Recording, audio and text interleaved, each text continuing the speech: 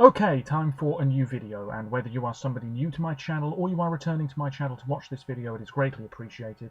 As always, I'm filming this in one go, therefore I apologise in advance if I stumble over my words going forwards, and indeed if the quality of this video is fairly poor as well. If there's any lag, anything like that at all, sadly it cannot be helped, and hopefully it's not too much of an issue for you.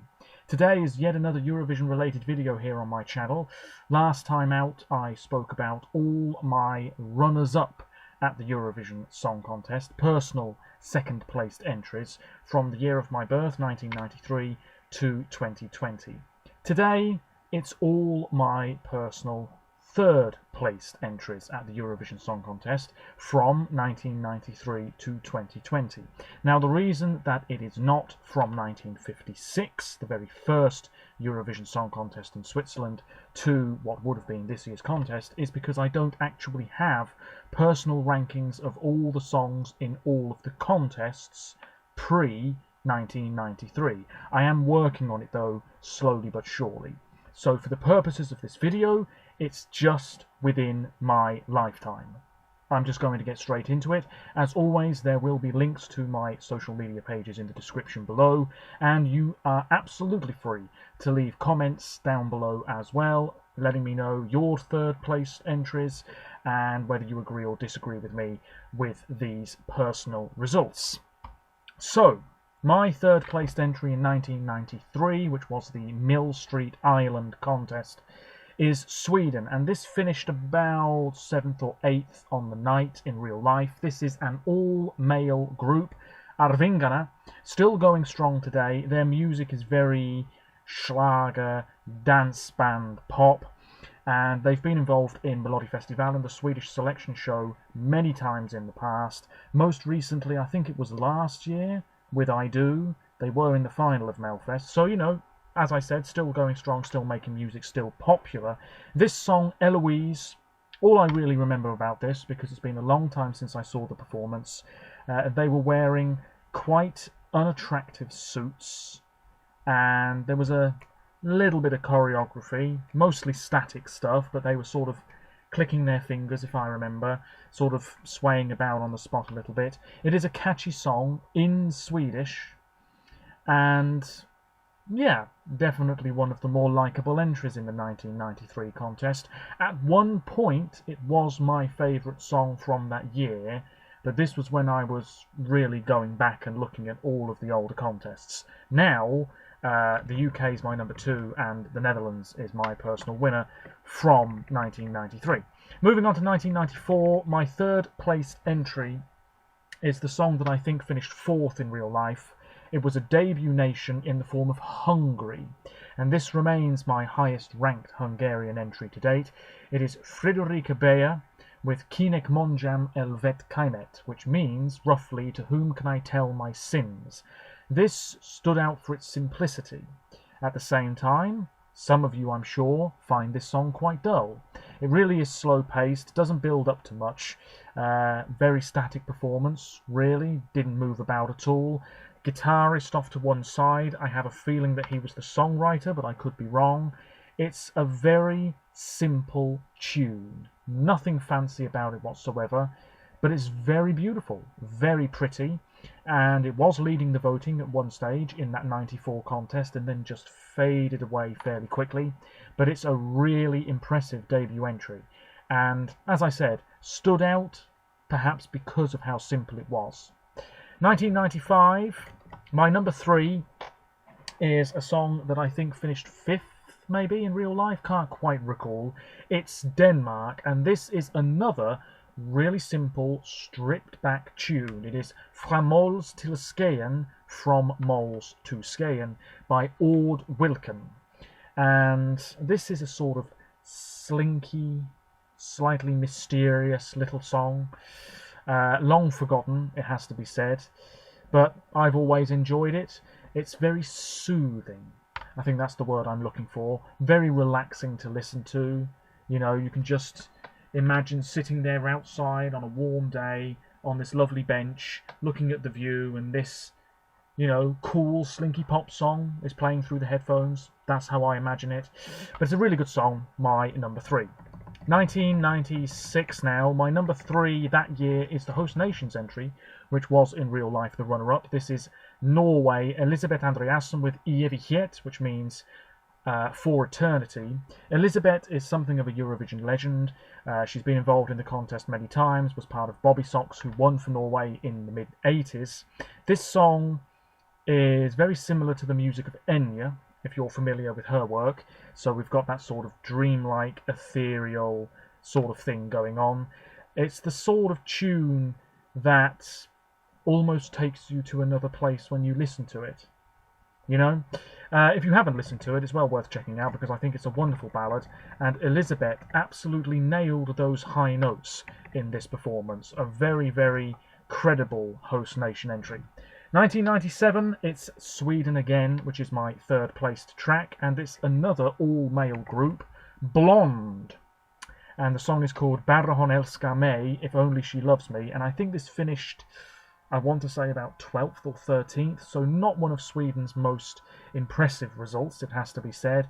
This is what they do best though, pure pop, little bit of choreography. I think they were all in black, 3 guys, if I recall, and yeah, it's not bad, it's not amazing, but it is my number 3 of the 97 contest. 1998 is a song that I've mentioned a fair few times on my channel before, and arguably the song that should have won in Birmingham. It's the Netherlands, and this is Ed Cilia with Hemel en Aarde, which means heaven and earth, and I think she was about 18 at the time. She was quite young, but really fantastic singer. This is pop with just a touch of soul. She had a couple of backing singers off to one side, but she absolutely nailed it. It was a very professional, confident performance, and it was so close, the voting that year. Obviously, Israel came out on top with the UK second and Malta third, but if a few more countries had been voting, who knows, it could have ended up being Amsterdam 1999 rather than Jerusalem 1999. I think this is one of the strongest songs the Netherlands has ever sent, and it's a song that has definitely grown on me over the past few years. Who knows, maybe a few years more down the line, this will end up being my personal favourite from 1998. It remains to be seen. 1999, another dreamy, angelic sort of track. My third placed entry from the 1999 contest is Estonia, and this is Evelyn Samuel and Camille with Diamond of Night, which I think finished 5th in real life. Evelyn, I think, went on to become involved in politics, I want to say. Could be wrong, though. But this song is just very beautiful. I think it was the last song of the 1999 contest. Always liked it. I don't really have too much more to say about it.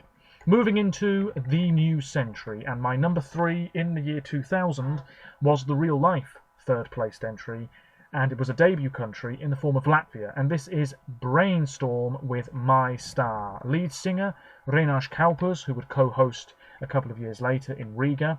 This is a very impressive debut entry. It was so unlike anything else in that Stockholm 2000 contest. There was this sort of Brit pop rock indie thing going on. Reynars himself awkwardly dancing, but it sort of worked. A very charming, engaging performer. A very charming, engaging performance in general. One of the guitarists, I think, was wearing a Manchester United shirt. And yeah, I mean, it was just very cool and different. It really stood out from the field. Good place in the running order. And if this had won, I wouldn't have been mad about it. Not that I really knew what Eurovision was in the year 2000. 2001, my third placed entry is France, and honestly, this probably should have won the 2001 contest. It was a very, very strong ballad indeed. Je n'ai que mon âme, all I have is my soul, is the sort of English translation here. Natasha Saint-Pierre, who I believe was born in Canada, could be wrong. Still making music now. If she came back to represent France, I would not be mad about it. She nailed this. I believe it was the first French Eurovision entry with English lyrics, or partial English lyrics. Again, I could be wrong on that. I don't have the information in front of me. But this was fantastic. All about the vocals. I think it was her alone on that huge stage at the Park in Copenhagen. And it finished 4th, did it not? On the night, which you know, fair enough, but this could easily have won. Let's be honest. I think it was, being as neutral as possible, the strongest song that year, and France have rarely been better since. Maybe they've never been better since. That's up for discussion. 2002, my third placed entry is the real life winner, Latvia. This is Marianne with I Wanna. I think she's faded into the background a lot. You don't really see her talking about Eurovision or involved with Eurovision programs and things like that. I think she sort of stopped making music to start a family, something like that. I don't know what she's doing now. I'll need to do my research. This song, though, all about the choreography here. She was wearing a suit, and at the end of the performance she was in an orange dress, and then I think during the reprise she did it in reverse. This is sort of Latin pop. To me, it feels like it's underdeveloped, if you see what I mean. It feels as though it was put together quite quickly. The chorus doesn't really stand out a whole lot, actually. It feels as though there's something missing from the instrumentation. There's no kick to the melody, perhaps. Let me know your thoughts on this. Anyway, it was the song that won by a relatively small margin, and it's my number 3. 2003, my runner-up is Norway. My third placed entry is Spain. This is fantastic. I think it finished joint 8th on the night. It's typically Spanish. You know, you only have to listen to the first 20 seconds or so and you know which country's coming up. It's Dime, Tell Me by Beth. Very young at the time. She was scantily clad, very tanned. That's what I remember about this performance the most. The fact that she was so tanned. She sang this very well, you know, and there was a bit of choreography, pulsating beat, pure pop, and Spain have rarely sent something better. If they went back to this sort of tune at some point in the near future, they could be onto something very good. Let me know your thoughts. 2004, it's Latvia again, which is my third placed entry. This didn't even qualify. I think it's the only time Latvia have sung in their own language. Could be wrong. It's Fomin's and Klein's male duo. They looked like aging rockers back then, so heaven knows what they look like now. Whether they're still making music together, I'm not quite sure. This is Ziesmo Parlaimi, which means Song About Happiness. 2 drum kits on stage. I remember that. And just this uplifting, soaring chorus. Everybody clapping along towards the end. Yeah, I've always liked this, ever since I checked out those semi-final songs many years ago. It's my number 3. So Latvia in 2000, 2002 and 2004 is my third placed nation. 2005, another debut nation here, Moldova is my number 3. And this is Stop Shi Stub, who were representing Moldova again in 2011 with So Lucky, but that song's not quite as good as this one. It's Bunica Batedoba, which roughly translates as Grandmother Beats the Drum, and this was really out there, really crazy, really bizarre, really colourful, a very energetic performer, front and centre, shirt off, grandmother rocking backwards and forwards in this chair to one side, big drum, floppy-haired drummer, guitarists running from side to side. It was all over the place, but it sort of worked. It stood out an absolute mile, and we don't really get songs like this at Eurovision anymore, which is a bit of a shame. But Moldova, this was their debut, and they have sort of stuck with usually sending out their bizarre, quirky entries. It usually works for them. So it started from their very first entry, really. 2006, my number 3 is Romania. This is Mihai Traistariu with Tornero, which I believe is Italian. Translates roughly as I Will Return, and this was high-energy stuff, loads of flashing lights. You had a bunch of dancers on stage. One was spinning on their head towards the end. And you had this story going on with 2 women sort of vying for his attention, I guess. One of them was sort of cute and doing all of these ballerina type moves, and then you had another one who was really going for it, and she was wearing this orange hoodie, if I remember. Anyway, the vocals were brilliant. This sort of high note he did towards the end, fantastic. And yeah, it was such an energetic, lively performance, and it was always going to do well. 2007, Sweden's my number 3. The Ark with The Worrying Kind, lead singer Ola Salo. I think he's a pretty big star in Sweden.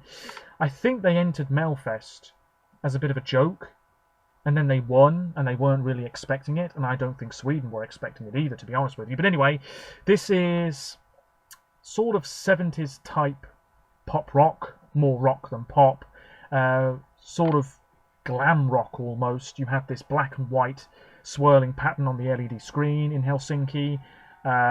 He whipped off his top towards the end as well, or his jacket, can't quite remember. If you're familiar with the British band Status Quo, this song reminds me of their type of music. Anyway, I've always liked this. It was my number 1 for a while. It's now my number 3. Moving on to, and it didn't do very well in the voting, did it? I'm surprised at that. 2008, dearie me, I've lost track already. 2008, my number 3 is Iceland, and this is Euroband with This Is My Life. Highly imaginative name for this group. You had a guy and a girl. The guy was also a backing singer for Johanna a year later, and the girl is Regina Rosk, I believe, who has tried to represent Iceland before this and afterwards. Don't quite remember. But anyway, the two of them were together in 2008, and this is a very up-tempo. Again, we've got that pulsating beat. This is a sort of clubby anthem. Nothing truly original, but the vocals were really strong, and I think it finished in mid-table, about 14th, 15th, but arguably should have finished higher. 2009 is a song that did not qualify in real life. That is my number 3. It's Macedonia, former Yugoslav Republic of, and this is Nešto što će ostane, something that will remain, by Next Time. Lead singer, long hair. This is a big rock number. 2 drum kits on stage again. Interesting. And yeah, very colourful, very loud, typical rock stuff for Eurovision, really. And I think, just trying to remember here, I think it finished 10th but didn't qualify because of how the voting was, with the 10th qualifier being the highest ranked country by the juries that are not already qualified. Just trying to remember here, I could look it up. But anyway, Macedonia did not qualify, but I've always liked the song, and it's in Macedonia. 2010. This song is a huge fan favourite and is arguably one of the most well-known songs not to qualify for the Eurovision final. It's Slovakia that is my number 3. Was my number 2 for a long time, but now Belgium has surpassed it. This is Christina, beautiful woman, with Horevroni, which I believe is a region of Slovakia. There was this whole forestry thing to this performance. You had a group of guys on stage with her with sort of roots and weeds and vines all over them. You'll know what I mean if you've seen the performance. The backing vocalist, in all honesty, sort of ruined things a little bit. But the performance as a whole was pretty good. Christina sang quite well. This is catchy, really strong, didn't qualify. And I have to say, it really did struggle in the voting, which surprises me to this day, because I liked it from the moment I heard it. The clip has had loads, millions of views on YouTube. I don't get it. Maybe the live performance wasn't quite as good as I'm saying it is. Let me know your thoughts. 2011. My number 3 is Estonia. Now, this was one of the favourites to win. It finished second last. I suppose people just went off it. It's Geturjani. I've said before that I think she's the Eurovision artist closest to me in age. She's only a few days older than me. Anyway, Rockefeller Street is the name of the song. I think this is popular on TikTok, things like that. Not that I'd have a clue about that sort of stuff, but I think this song has had longevity. But anyway, this is not a bad song at all. It's a pop tune. Getter was quite young at the time. She had 2 males with her on stage, 2 females as well, I think. Can't quite remember. This cardboard, almost cardboard cutout city landscape on stage with her, and on the backdrop. She had this handkerchief that turned into a sort of magic wand. And there's one bit in this song that I really don't like. The melody sort of goes jazzy for about 10 seconds. I don't know why that's there. It doesn't really work. Let me know your thoughts on this. The song, though, as a whole, it's enjoyable. It was my number 2 for a long time. Now my number 2 is Denmark. But this Estonian entry, a fan favourite that flopped, it has to be said. 2012, And my top 3 that year is really strong, the Baku contest. My number 3 is Denmark, and it's Should Have Known Better, and the voters should have known better, by Saluna Samay, beautiful Guatemalan, I believe, born singer, made a lot of music with her father when she was growing up, and she was very close with Jedward in 2012. I think there's a video online of her dancing in the green room at the back of the arena to Waterline, worth checking out. I've listened to a lot of her other music, it's very good. My Own Medicine, that's a pretty good song. Come Again the Quetzal, also good. LOVE, another good track. Anyway, I'm rambling. This song, low-key, sofa on stage. Was it a sofa? I think so. It was very casual, the way they staged this. Guy playing the cello, wearing a purple hoodie, I think it was. She was wearing a hat. Yeah, I mean, it's a very nice song, but it just didn't stand out much on the night. Really struggled. I think it finished about 23rd, something like that. Anyway, certainly deserved more points. 2013, my number 3 is Iceland, and this song is another underrated one. I think it did better in the public vote than the jury vote, actually, which is interesting. This is Eyþór Ingi Gunnlaugsson with Ég á líf. Brilliant singer. He nailed this. Long hair. I don't want to say he looked like a Viking, but he did have that whole vibe going on. This was just a beautiful, beautiful song that built up quite nicely to a powerful finale. The music video is him on a boat, and there's this cartoon thing going on as well. It's been a long time since I saw the music video. It's in Icelandic, fantastic. If this was in English, I don't think it would be nearly as strong, arguably. Really wonderful ballad. I Have a Life is the English translation, and it finished in mid-table on the night. 2014, my number 3 is the UK. This was my winner for a long time. It's now my number 3, Molly Smitten-Downs. It has to be said that she's faded into obscurity in the years that have passed, which is a real shame, because this could have been a real launching pad for her. Children of the Universe is a really good song, actually. It was on last, which was perhaps damaging, because people had already made their mind up by the time this song took to the stage. Wasn't a fan of her outfit. I read somewhere that people compared her to a dead lion. Her outfit looking like the skin of a lion. Yeah, we had lanterns on the LED screen, the falling rain pyrotechnic effect, a drummer, a couple of female backing vocalists. This was good. I thought she sounded pretty strong on the night. I was very proud of this entry. I thought it was our best entry for a long time, and it just limped home in about 17th or 18th place. It was one of the favourites to win, never came close. Maybe being on last was really damaging for her. Moving on, Italy, my 3rd placed in 2015. And we all know this song. It's Grande Amore, Great Love by Il Volo. 3 guys, amazing singers, this sort of classical pop thing going on. They were already very famous. They've performed all over the world. They've had success in Australia and a little bit in the US. I mean, their music videos, millions and millions of views. This song is a modern Eurovision classic. It was on last, and this was a song that really did leave an impression. There was something very classic and grand about it, let's be honest. You know, smouldering looks into the camera, and I mean, it just sounded good, it looked good. It was always going to do well. The music video sort of spoofing these classic scenes from certain movies, Back to the Future, Ghost, I think, as well. Should it have won? Yes. It won the public vote by quite a large margin. The juries, on the other hand, crushed their chances, which is a real shame. Yes. Moving on. Australia is my number 3 from 2016. This is Dami Yeen with Sound of Silence. Brilliant singer, Korean roots, and she was on that podium for most of this song, that silvery, sparkly dress, interacting with this sort of screen in front of her, this fake screen. Very Minority Report, if you've seen that film. This is a fantastic ballad. She nailed the vocals. Maybe she overdid it a little bit, but my word, did she belt this tune out. Should it have won? That's up for debate. It won the jury vote. It was the public who let her down. Let's be honest. If Australia had finished above Poland in the public vote, Australia would have won by a very, very small margin, but Dami Yeen would have been a Eurovision champion. I feel pretty confident about that. This is a very strong ballad. It looked and sounded like a Eurovision winner. 2nd place, no shame in that. I can see Dami Yeen coming back for Australia very soon. She would have been coming back next year for the national final, but Montaigne has been internally selected.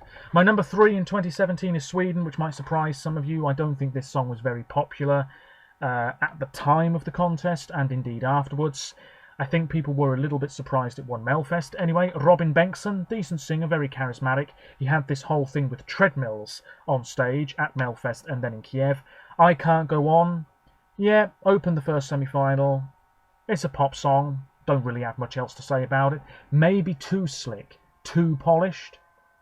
It didn't do brilliantly in the public vote. It did all right with the juries, and it finished 5th overall, was it? I've always liked it.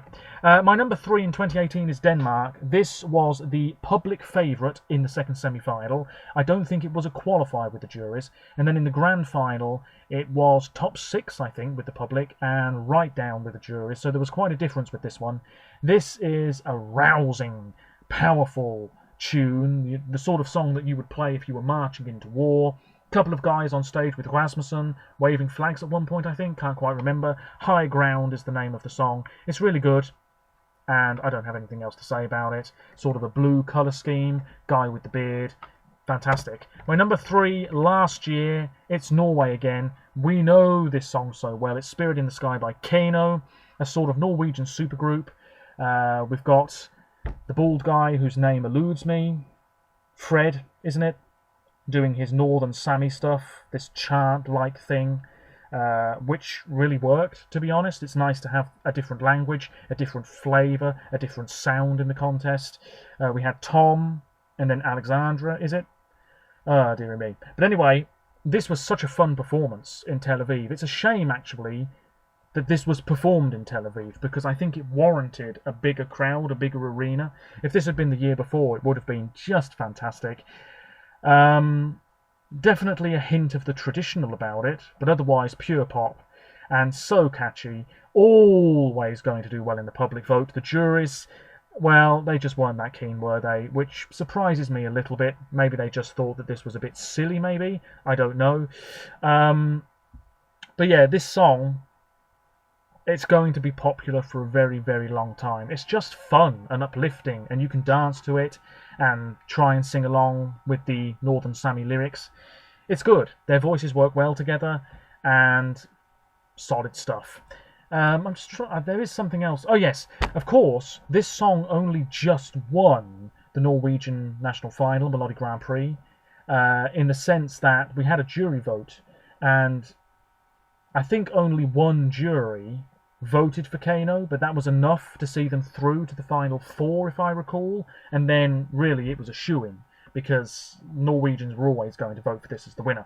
Anyway, my number 3 from this year, even though the contest did not take place, is Switzerland. This is John's Tears, Albanian and Kosovan roots, still a young guy, big hair, very likeable, charming singer. Répondez-moi, which means answer me. It is such a beautiful ballad. He can sing this live so well. It would have been a real moment on that Rotterdam stage. He'll be back next year, and if he has something half as good as this, Switzerland will be serious contenders once again. If Europe fancied a ballad this year, had the contest happened, Switzerland or Bulgaria? I don't know. Switzerland may be in the jury vote and then the other way around in the public vote. We'll never know. It doesn't really matter. That's it, ladies and gentlemen. I apologise for rambling and if the quality of this video was pretty poor. But let me know your thoughts. Tell me your third placed entries if you like. As I said, pre-1993, I'm working on it. Very slowly but surely. It's taking a long time and I'm working on it in stages. I think my number 3 from 1992 is the Netherlands. Weich Made of Egg by Humphrey Campbell, great song. My number 3 in 1991, that might be Switzerland or Belgium. Yes, and then in 1990, I don't know, might be Belgium. Philippe Lafontaine, is that his name? Macedonian? Can't quite remember, doesn't really matter. But yes, that's it. I don't think I'll be making another video like this. I'm not going to talk about my personal 4th placed entries or things like that. Maybe many months from now, if people are interested, then I'll make that video. I might do my personal last places. Maybe you'll be interested in that. Anyway, that really is it. I'll be back at some point soon with another Eurovision related video. I don't know exactly what it will be. It might be going through what I feel are the strongest songs performances we've ever had, similar to the BBC's Eurovision replacement show the other week, Eurovision Come Together, where we could vote on our favourite Eurovision performance / song of all time. Maybe I'll do something like that. I did say I was going to, so I'll have to get on with that. But yes, let me know your thoughts, leave video suggestions in the comments below, check out my other social media pages if you so wish. Until next time, apologies for rambling, and bye for now.